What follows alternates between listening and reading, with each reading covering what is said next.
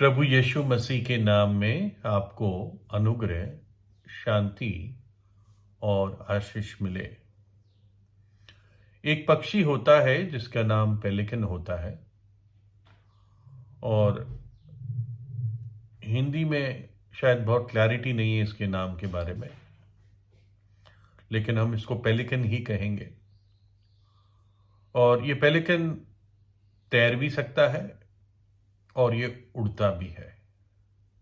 जब तैरता है तो कोई दूर से देखेगा तो बतख जैसा दिखेगा, और इसमें फर्क यह होता है कि बतख से कि इसकी चोंच के नीचे एक थैली सी होती है। और क्या करता है वो, जैसे आपने देखा होगा जो मछलियां रखते हैं एक्वेरियम में, वो किसी मछली को एक टैंक से दूसरे टैंक में डालने के लिए एक जाली सी यूज करते हैं। जाली में मछली को पकड़ के फिर एकदम दूसरे टैंक में डाल देते हैं। तो ये इसके चोंच के नीचे जो थैली सी होती है वो उसी जाली की तरह काम करती है। एकदम से वो मछली को पकड़ के उसमें रख देता है और फिर थोड़ी देर में पानी निकाल के उस मछली को निगल लेता है।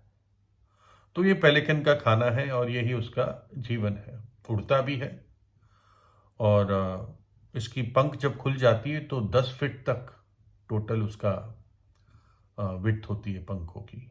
अपने आप में ये पक्षी बड़ा भी हो जाता है, मतलब अगर फुल ग्रोन पक्षी होता है करीब 5.8 लगभग 5.5 से 6 फुट के बीच में इसकी लंबाई हो जाती है। इतना बड़ा पक्षी हो जाता है और इसकी एवरेज ये 17-18 साल जी सकता है, जनरली 10 से 25 के बीच में। और वजन इसका लगभग 13-14 किलो मैक्सिमम हो सकता है। तो इस पेलिकन के बारे में एक घटना है कि एक टाउन था, एक नगर था जो समुंदर के किनारे ही बसा हुआ था और यहां पर बहुत सारे पेलिकन्स आते थे। और क्योंकि समुंदर पास ही था, समुंदर में से मछलियां पकड़ते थे और अपना जीवन चलाते थे। लेकिन क्या हुआ कि मछुआरे उस जगह आने लगे और मछुआरे मच्छी पकड़ने लगे। और जब मछुआरे मछली पकड़ते थे तो वहीं पर बैठ के फिर मछलियों को साफ करते थे ताकि आगे साफ मछली बेची जाए, है ना। ड्रेसिंग द फिश, जो मछली के जो अंदर के हिस्से होते हैं वो निकाल के ऐसे फेंक देते थे और जो मेन मीट वाला पार्ट होता था वो आगे जाके बेचते थे। तो जब ये मछुआरे मछली के अंदर के हिस्से निकाल के बाहर फेंकते थे तो ये पेलिकन आके उनको खा जाते थे। जैसे मछली का कलेजा, आते, ये सब जो हार्ट और जो भी अंदर के पार्ट्स जो पहले खाए नहीं जाते थे। तो अब ये पेलिकन्स को आसानी से खाना मिलने लगा। वो खाते थे, अपना पेट भरते थे और वहां रिलैक्स करते रहते थे।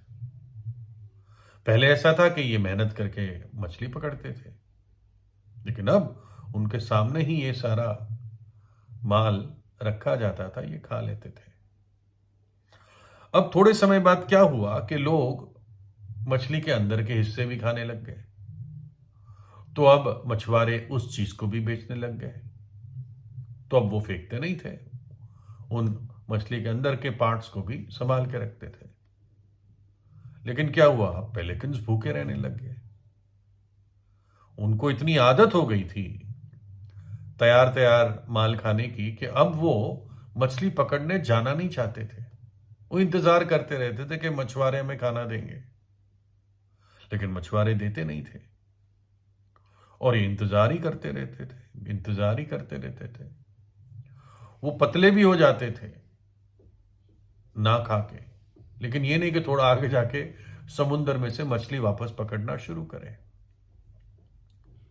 और कुछ तो भूख से मर भी जाते थे समुद्र के पास रहते हुए। कितनी अजीब बात है ना। वहां पर समुद्र में उनके लिए खाना है, उनके लिए जीवन है, लेकिन वो वहीं पर इंतजार करते करते कि खाना यहां मिलेगा। कुछ पेलिकन्स मर जाते थे, वो भूल ही गए अब कैसे मछली पकड़ते हैं। और इस बात से जो मैं सबक लेना चाहता हूं कि कैसे पाप हमें एक धोखे में ले आता है। पाप शुरुआत में बड़ा प्रॉमिसिंग होता है, बहुत लगता है कि प्रतिज्ञा या बहुत कुछ अच्छा होगा इससे, या यही मजे हैं। लेकिन आखिर में पाप का जो अंत होता है वो कड़वा ही होता है, इस जीवन में भी और इस जीवन के बाद भी। इस जीवन के बाद तो निश्चित, लेकिन इस जीवन में भी पाप आखिर में कड़वा होता है। एक परमेश्वर के दास के बारे में वचन में लिखा है, इसलिए कि उसे पाप में थोड़े दिन के सुख भोगने से परमेश्वर के लोगों के साथ दुख भोगना और उत्तम लगा। इस परमेश्वर के दास के सामने दो चॉइस थी कि मैं थोड़े समय के लिए पाप का सुख भोग लूं, या फिर मैं परमेश्वर के लोगों के साथ दुख उठाऊं, परमेश्वर की इच्छा में दुख उठाऊं, पवित्रता के मार्ग में चलकर जो चुनौती है उसमें मैं दुख उठाऊं। ये बहुत बड़ा आदमी था, एक समय मिस्र का दूसरा राजा होने वाला था, अगला राजा होने वाला था, और उसके पास मिस्र यानी इजिप्ट की सारी सुख सुविधाएं, सारी ऐश उसके सामने थी। पाप का थोड़े समय का सुख भोगना उसके सामने था, लेकिन उसने उसको रिजेक्ट किया। उसने अदृश्य परमेश्वर की आवाज को सुना और उसकी इच्छा को माना। और एक और जवान के बारे में बाइबल बताती है, नीति वचन में जवान का उदाहरण दिया गया है, लेकिन बूढ़ा भी हो सकता है ना, पुरुष भी हो सकता है, स्त्री भी हो सकती है ना। पाप किसी जेंडर को देखकर, लिंग को देखकर नहीं आता है, यानी स्त्रीलिंग या पुल्लिंग। पाप तो पाप ही है और मनुष्य जाति में है। नीति वचन 7 अध्याय में ऐसे ही बात कह कहकर उसने उसको अपनी प्रबल माया में फंसा लिया। एक व्यभिचारिणी स्त्री ने एक जवान को अपनी चिकनी चुपड़ी बातों से फंसा लिया और अपनी चिकनी चुपड़ी बातों से उसको अपने वश में कर लिया। वह तुरंत उसके पीछे हो लिया, और जैसे बैल कसाई खाने को, वह जैसे बेड़ी पहने हुए कोई मूर्ख ताड़ना पाने को जाता है, अंत में उस जवान का कलेजा तीर से भेदा जाता है। वह उस चिड़िया के समान है जो फंदे की ओर वेग से उड़े और ना जानती हो कि उसमें मेरे प्राण चले जाएंगे। अब हे मेरे पुत्रो, परमेश्वर कहता है, परमेश्वर की बुद्धि कहती है, हे मेरे पुत्रो मेरी सुनो और मेरी बातों पर मन लगाओ। तेरा मन ऐसी स्त्री के मार्ग की ओर ना फिरे और उसकी डगरों में भूल कर भी ना जाना, क्योंकि बहुत से लोग उसके द्वारा मारे पड़े हैं।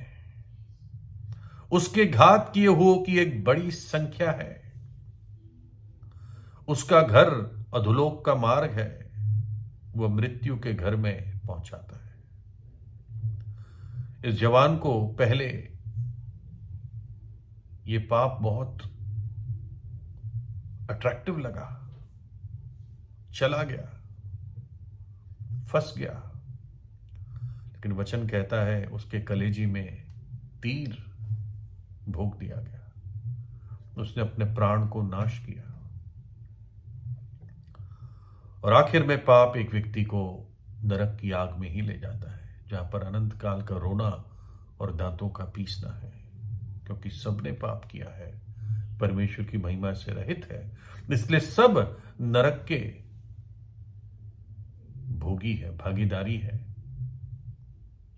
लेकिन परमेश्वर ने हमें नरक से बचाने का मार्ग तैयार किया है। एक नया और जीवित मार्ग अपने पुत्र प्रभु यीशु मसीह को इस धरती पर भेजकर उन हमारे पापों की सजा अपने पुत्र पर उसने लाद दी, डाल दी।